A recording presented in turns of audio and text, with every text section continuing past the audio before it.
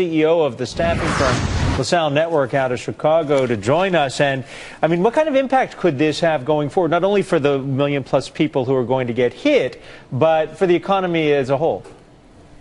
Well, I think with the million people who are going to get hit, you're going to see that they end up having to take jobs that are below what they were making before, but there are jobs out there for them to take. At our staffing firm in particular in Chicago, we've seen people over the past 6, 9, 12 months that have turned down jobs because either A, they didn't want to ruin their unemployment benefits, or B, the money was the exact same amount as their unemployment, and the belief of, why should I take that job? So you're going to get a lot more people that are forced to take lower level jobs, but I think that at the end that'll help the economy. But Tom, I'm curious what you make of the data that we got in today, in particular continuing claims, and that is separate from the federal issue and the deadline that we're going to hit on the 28th. But continuing claims up by 46,000, 2.92 million at this level right now. Shouldn't we be much lower at this point in the job recovery cycle, in your opinion? Well, I come from a little bit of a contrarian view on that, Cheryl, and I think when I look at it, the jobs recovery isn't an overall basis. The government cannot create the jobs, corporations do. And what we're seeing is companies are making record profits, the stock market's up, but they're not going to hire in widespread belief just because that unemployment's at a certain level. They've realized they can make money and doing things the right way from a fiscal, from a business, the way you run a business perspective.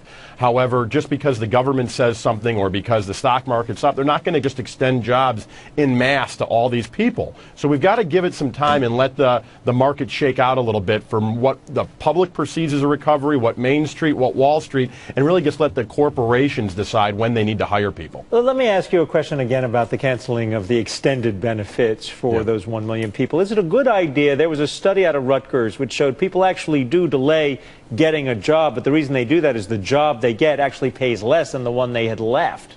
So, yes, you could have... Go ahead. My question on that, Adam, is maybe they weren't worth what they were getting before. So I think it's real easy to say when someone gets downsized or let go that they were worth what they were making before, but maybe what the market's saying is they weren't actually worth it, and that's why they got let go. So taking a job for less money isn't necessarily unfair or not right. It's actually what the market sets. So I would say that the free market has set that they're not worth what they were making before, and they have to get back in the game. I know that you're predicting that the services sector is going to be the main growth driver when it comes to jobs in 2014. Unfortunately, and to Adam's discussion with you, those are lower paying jobs, and that's certainly unfortunate. Also, the Bureau of Labor Statistics coming out just recently and saying, basically there's 2.9 workers for every one job that is out there. I mean, do you think that those same statistics are going to continue through 2014?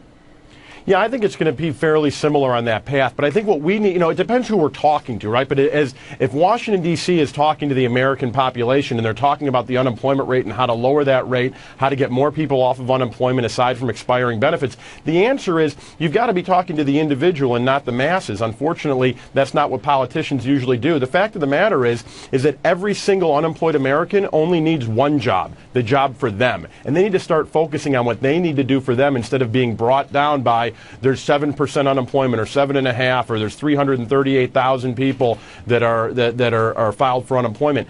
Each person needs to get that job, get back in the game, and having unemployment benefits expire is really what the program is supposed to do. Unemployment isn't supposed to be a long-term situation. It's supposed to be to help people carry them over the hump. And what we've seen in the staffing and the recruiting business is people are starting to rely on unemployment in lieu of taking another job. Tom, and that's where the disconnect is. What are the statistics out of the states that have much stricter and much tougher unemployment benefit laws? Do we have any data that could be used to show that actually this is the right course of action?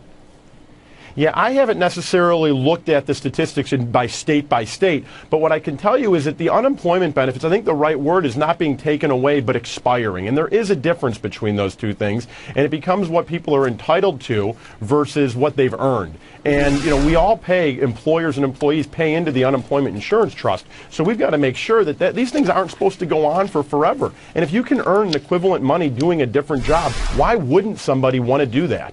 All right, well, Tom Gimbel, great to see you. Tom, thank you very much for your perspective on the data this morning, and happy holidays. To you as well. Thanks for having me.